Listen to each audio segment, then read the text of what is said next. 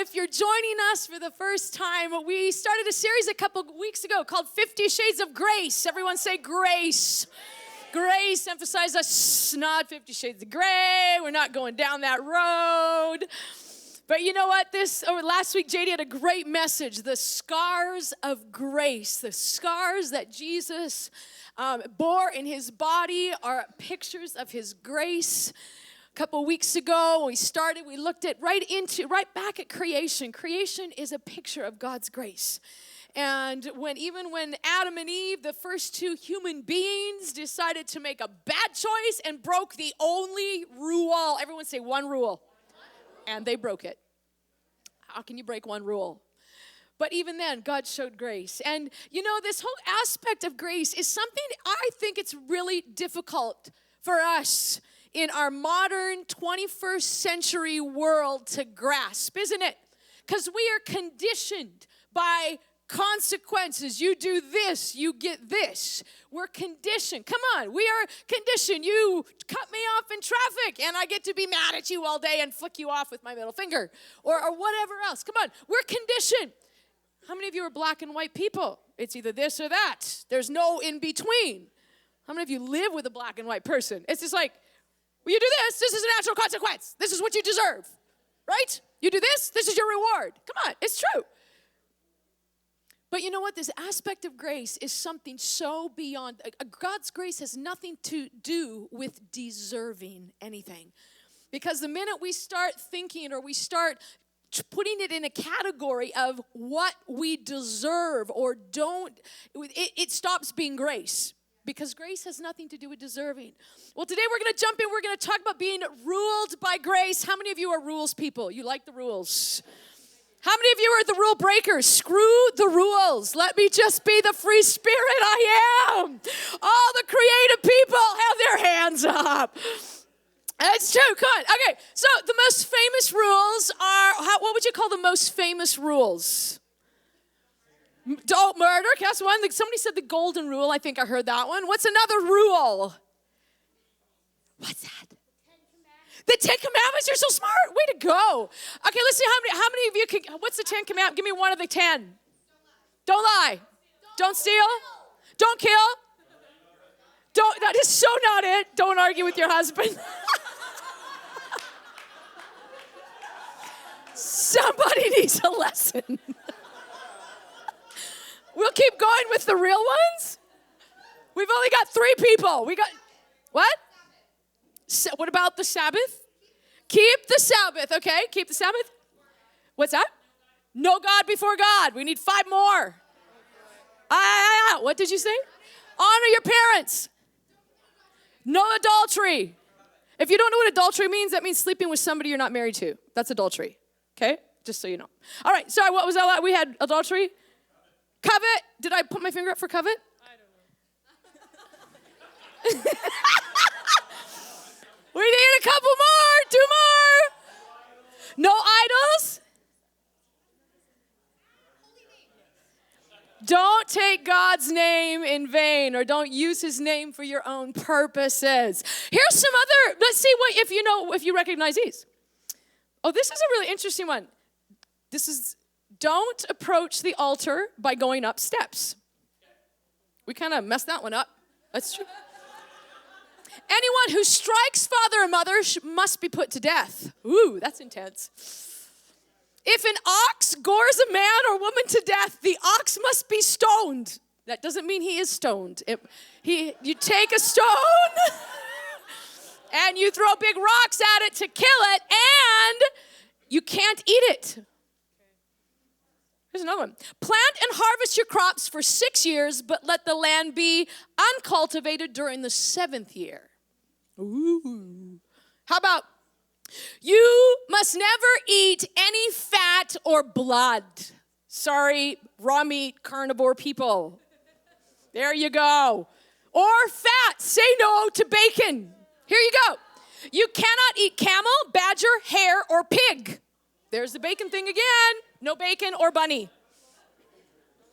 But here's one. You can eat locusts, but not lizards. Here's another one. 2 more. Don't make fun of disabled people and don't trim your beard. There you go. Some of you guys will be happy about that. Some of you wives are like, stick that rule in a place where it will never be found again. You might not recognize that last list, but those are additional commands that are part of a list of some 600 that God gave. Now, for all of you rules people, you are going to love the message today because it's about being ruled by grace. And all of you that hate rules, you need to stay and listen anyway, because you might find out something new about the rules that you did not know before. I want to give you a bit of history as we're getting started here. 430 years, God's chosen people, the Israelites, the Hebrews, the Jews, whatever you want to call them, they lived in Egypt. Now, if you're familiar with the movie, The 10 Commandments, Charlton Heston, really old movie. Anybody seen it? It's kind of like, I watched previews of it again this week. I was on YouTube. I was just like, what a juicy movie. I can't wait. Or you know what? Maybe your generation was more like Prince of Egypt, the cartoon. How many of you seen Prince of Egypt? I love when the waters part. It's awesome. Don't quite know about Val Kilmer being the voice of God. It's kind of weird. Or maybe none of those ring a bell. Maybe you've seen the preview for the movie Exodus coming out. That looks pretty cool. Okay, all of these. This is the same group of people. 430 years. Okay, originally it was only 45 people that moved into this land of Egypt. Over several centuries, they multiplied into a band of over 3 million people. That is a lot of people. And if you are Pharaoh, you are the ruler over Egypt, and you have foreigners living in your land that have grown to be 3 million people, you get a little bit intimidated. You think maybe they might get mad and revolt one day. Or they might side with an invading army. So what am I going to do? I'm going to make them slaves. And that's exactly what Pharaoh did. Over the course of 400 years, these 45 people that multiplied into over 3 million, they became slaves. And that's all they knew. 3 centuries of slavery. That's longer than Canada has been a nation. That is a long time, people. Can you imagine? You were born, all that you know is I'm a nation of slaves. I'm slaves. And I have one ruler, his name is Pharaoh, and he's crazy. So here's what God did. God raised up a rescuer by the name of Moses. And through a miracle and through some really crazy things called plagues, looks really cool on the Exodus movie. Frogs, blood, locusts, dead people. It's really intense.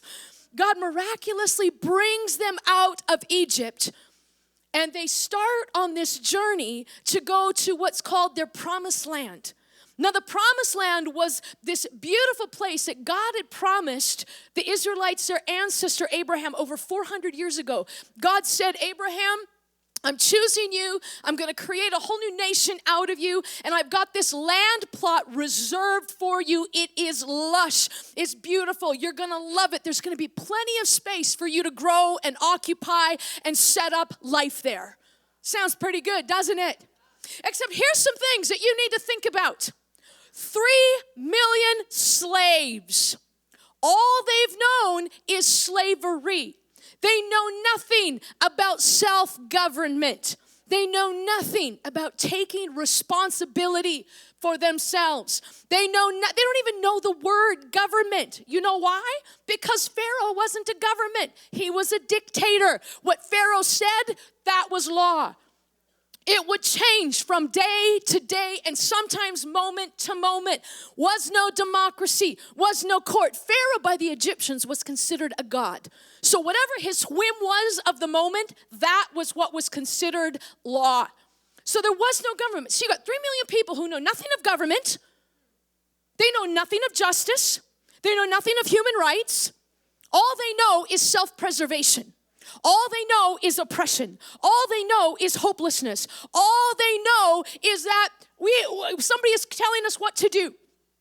Mix all of that in with they had a weird idea about who God was because their God concept had gotten influenced by the twisted Egyptian culture that worshiped a whole bunch of gods. So now you've got 3 million slaves who have no clue about anything.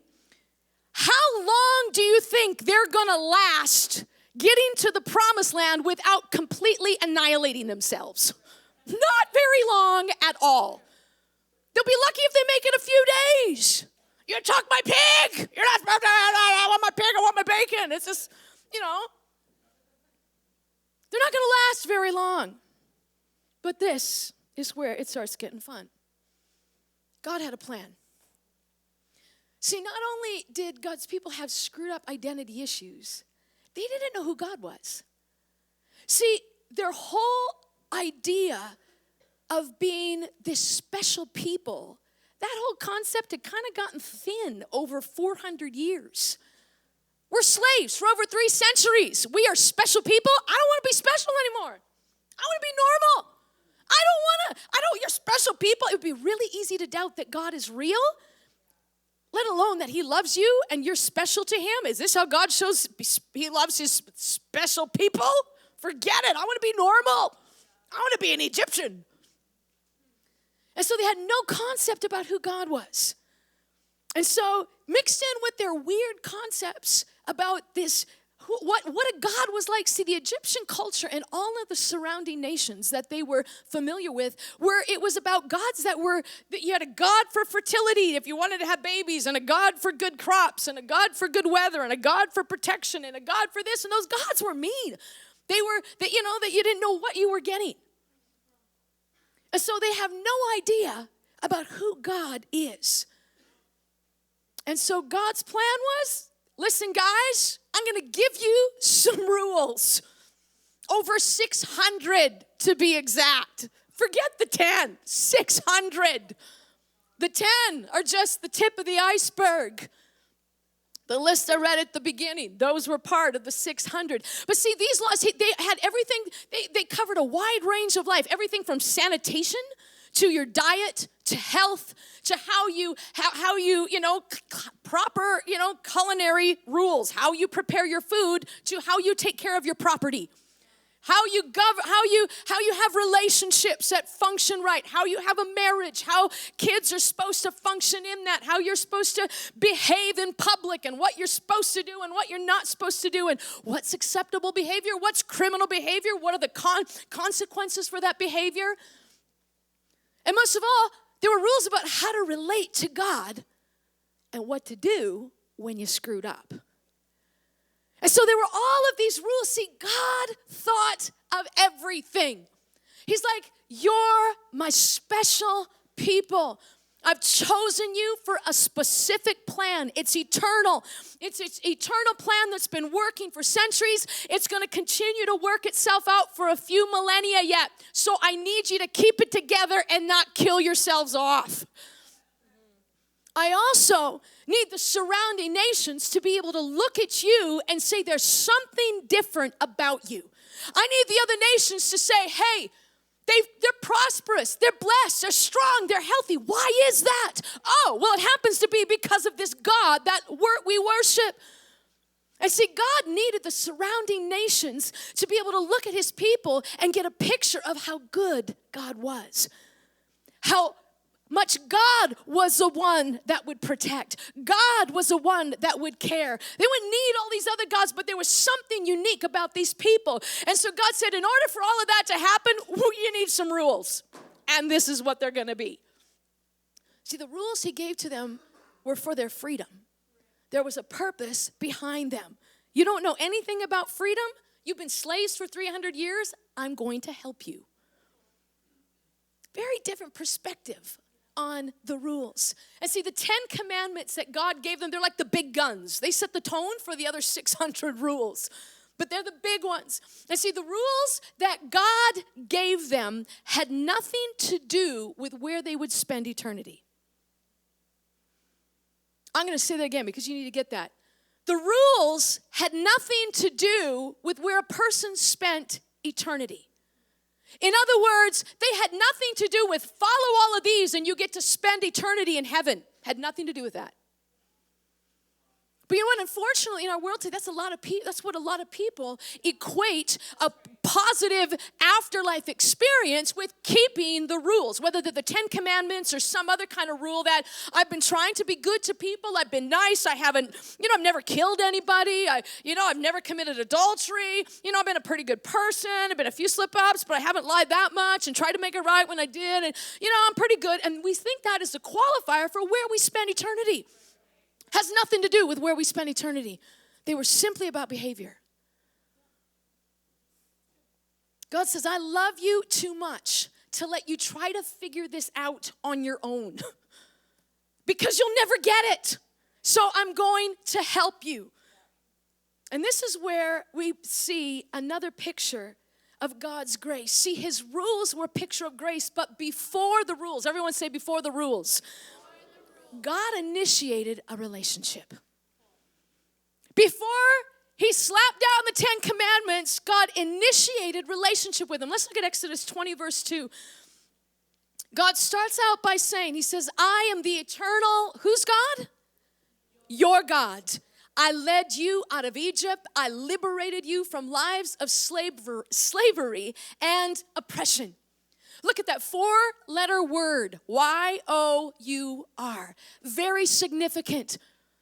God didn't say, I am the eternal, the God that led you out. No, I am the eternal, your God. Everyone say your God. Say my God. My God. See, over 300 years, their concept of having a personal relationship with God had been completely eroded. They had forgotten that God wanted a personal relationship with them. And see, what God was doing here is he was reintroducing himself to them. And this is what is so important to get. God initiated relationship even though they hadn't done a single thing to deserve it. Kind of goes against the grain of what is embedded so deep in our own thinking. That if I behave a certain way, then God will love me. Or God will be more pleased with me. Or God will accept me. Or God will want anything to do with me if I just behave this way. See, God initiated a relationship before they'd done anything to deserve it. God gave them himself before they obeyed a single command. God initiated relationship with them that had nothing to do with their behavior. See, God didn't slap down 10 commandments, thou shalt, thou shalt, thou shalt not, thou shalt not, thou shalt not, thou shalt not. And by the way, I am the eternal your God. I rescued you, I saved you, I brought you out of slavery and oppression. See, what would happen in that order? Well, as long as I do all of these things, then this God will be my God. But instead, he said, no, I am your God. I chose you. I handpicked you. I want you. I'm in relationship with you. Regardless, I love you without you having to do anything. See, that's a picture of God's grace. And God offers that same relationship to you and I today. I want you. I love you. I accept you. Not based on anything that you do. Now, here's the thing. Is behavior important? Yes. Because your neighbor will not love you or accept you if you rob from them. Or you sleep with their wife or their husband or their daughter. Your neighbor won't be too thrilled about you lying to them. Come on. Behavior is important. But that's not what governs our relationship with God. God wants relationship with you. See, God's saying, I love you apart from what you do. I chose you because you're mine, not because you obey. My greatest priority is our relationship, not your obedience. Now, it is something to get excited about. Is obedience important? Yeah. But that's not what establishes our relationship with God. God is the one that establishes a relationship. And what we do with that gift determines whether we experience the wonder and awesomeness of that relationship. See, the first 4 commandments that God gave to them had to do with how they were to relate with God. See, what God was doing, he was establishing priority. He said, above everything else, my relationship with you is first and foremost. Let's read through these. These are condensed a bit. Exodus 20, starting in verse 3 and 10, or 3 to 10, he says, you are not to serve any other gods before me. You're not to make any idol or image of other gods. You're not to bow down and serve any image, for I, the eternal your God, am a jealous God. You are not to use my name for your own idle purposes. You and your family are to remember the Sabbath day, set it apart, and keep it holy. You have 6 days to do all your work, but the 7th is to be different. It's the Sabbath of the eternal your God. Keep it holy by not doing any work. That's pretty intense. God is essentially saying, I want to be your one and only. I want to be your one and only. You don't need this God to save you from an invading army. You don't need to go to this God for fertility or to protect your crops or to bring the crops in or to provide good weather or to, curse your enemies. You don't need all this. I want to be the one that protects you. I want to be the one that cares for you. I want to be your one and only if you trust me, if you believe who I say I am and trust me. This is what you'll experience. I will take care of you and I will protect you. Now, we can hear that and we think, well, the whole multiple gods thing, idols, that doesn't really apply to me. I believe there's a one God or a higher power, or maybe you're in the camp, I don't believe there's any God at all, so it doesn't really pertain to me. But you know what? Actually, we do have the multiple God thing. It might be this. We sacrifice to the God of popularity and acceptance by tossing aside our standards so people won't think we're weird or a prude. Or maybe we sacrifice to the God of materialism by going into debt to get all the things so we're just like our neighbors who have all the fun toys. Or we sacrifice to the God of security by sacrificing to the God of materialism by getting a whole bunch of things so we'll feel important. But see, God's desire is the same for you and I today. He wants to be our one and only. And see, this next aspect about God's rules, the rules of behavior were for their freedom. Everyone say freedom. Come on, parents, how many of you know there's certain rules that you put out, you can't explain why they make sense to your 2-year-old. Sometimes your 13-year-old won't get it. And you know what? Most of the time, it's like, well, why do I have to do that? And why is this? This is so unfair. And you try to explain, but sometimes there's things where you're just like, you know what? I can't explain why. You just need to trust me. Isn't that true? You know what? This is what God ran into with his people. You've been slaves for 300 years. Also, you have a limited frame of reference. I'm eternity. I know where certain consequences, certain choices take you. You gotta just trust me. And see, as long as God's people trusted him and obeyed or followed the rules, they got to experience the benefits and the freedom that came with those choices. Benefits like health and strength and peace and protection. They got to experience things like freedom from regrets. Hello. How many of us have regrets? And they're the product of not listening to a rule. Either your parents' rule or your own internal rule or some other thing going on in you. You're just like, oh, I should not have done it if I would have only listened to my friends telling me they were such a jerk. Never ended up in that situation. Come on, we have regrets, don't we? But see, God's rules are for freedom from regrets or freedom from things like guilt and shame and condemnation or things that would cripple us inside. And see, we can't see the far-reaching consequences of certain choices. And see, the thing was, this is so important. Listen to this. The benefits of their obedience were not rewards for good behavior. The benefits and the freedoms of them following the rules were not rewards for good behavior. They were the natural consequences of certain choices. And see, God's rules were his grace. In other words, if you do this, if you disobey this, you're not going to like the consequences. See, we have a certain thing on our roads called speed limit signs. They are put there not because the government likes a certain speed and wants to control our lives and take away the fun. They're put there because we're not going to like the consequences of certain speeds on icy roads. Hello, it's called smashing up your $50,000 car or your $80,000 truck. Probably not that, because they're kind of like impervious. They run over everything else. Or maybe your $200 little car is going to ram into the $50,000 vehicle, and they're not going to like you. Or maybe some idiot is running recklessly on those icy roads and runs into you, or hurts or kills someone you love.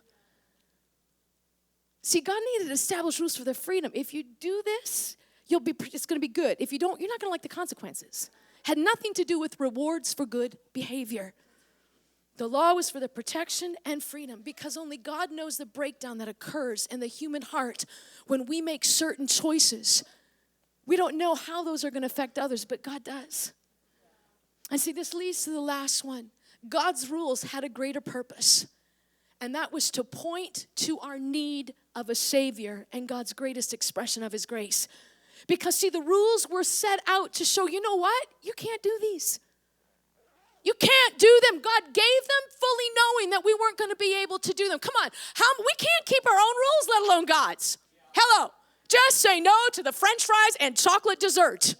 Say yes to the broccoli. Come on.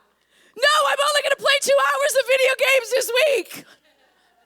No, I'm not going to go to that website again. No, I'm not going to stalk them on Facebook. Come on. I will spend more time with my family than watching TV. Come on. We don't keep our own rules. We don't need, heck, let alone God's rules. I want to show you how this works. Where are you, Joel? Want to come up, bud? You still want to help me? Thank you. Everyone say hi, Joel. All right. Okay, Joel. You're not scared of the dark, are you? No. No, I'm going to double tie it. There we go. Can you see it all? Not a bit? Awesome. All right, come over here, Joel. Just stay over by me. Let's spin you around. Here we go. Okay. Stay here. Let's keep going, keep going, keep going. Awesome. Okay, here we go. Here's the thing we need to understand. Joel represents every single one of us. We are in this world. We might think we can see and we know how to do life and we know how to live, but you know what? We are born blind in this world. I'm not talking physical blind. I'm talking sin in our human nature. Before we ever do anything wrong, it blinds us. It blinds us to what's right. It blinds us to what actually brings freedom.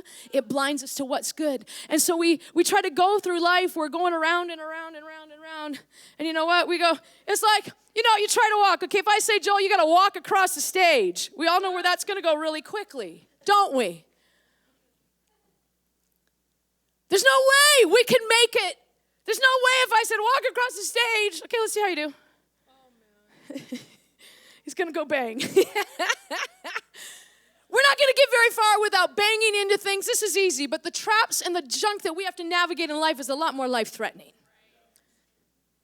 And see, what God did in His grace is He said, I'm going to give you some commands. Joel, I want you to listen to only my commands. I want you to take 2 steps right. Okay, take another step right. Okay, now take 2 steps forward.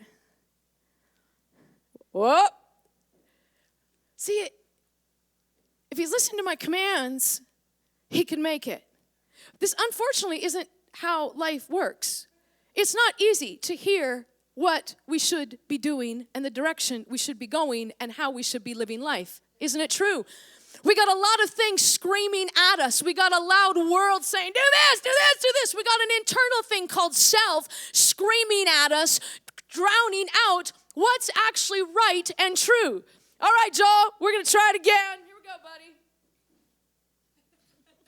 Round and round we go. Now, at the count of 3, I want every single one of you to yell out as loud as you can. I want you to start counting to like 50, okay? On the count of 3. 1, 2, 3. 1, 2, 3. Go to the right. Go to the right. Go to the left. Go to the right. Okay, stop. You're getting kind of close to the edge. We don't want him to go off the edge. See, I'm giving him commands. He couldn't hear anything I was saying. But this is what God has done. God came up with a solution, and he came himself. Is Dad here? Okay, do you think you could? Come on up, Jonah, you can. Big brother Jonah. Here we go. This is what God did. God came himself. Big brother Jesus. Okay, can you pick him up? You can try. Or you can piggyback, yeah. And he carried him across the stage. Way to go. Way to go. See, God gave the rules ultimately to show us how incapable we are of trying to go through life on our own understanding, in our own ability, in our own trying to keep the rules. We will never be able to keep the rules. That's why Jesus became the ultimate rule keeper. He came and lived life perfectly for us. He became the way that we could make it, not only through life, but the way that we could be in relationship with the Father again, which is what Jesus offered us. And he said, if you believe who I am, and if you will just trust me, let me carry you.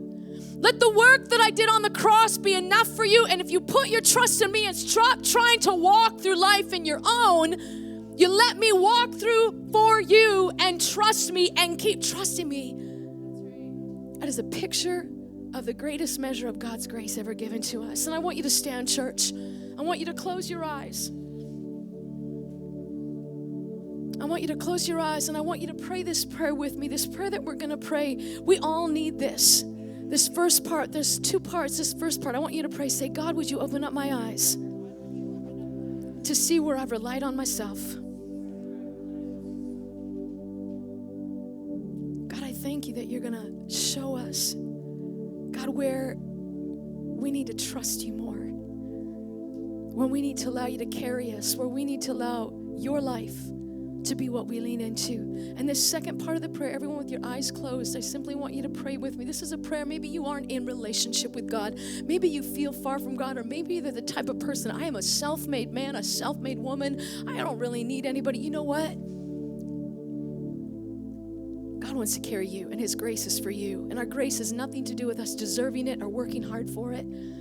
But this next part of the prayer that we're going to pray is a prayer of saying yes to this gift of life that God gives to us. And so why don't you pray out loud, everyone together with me. Just say, Father, thank you for sending Jesus to be the way, the truth, and the life for me. I say yes to life your way. I trust you, Jesus, to carry me through life. I don't rely on my own strength. I need you.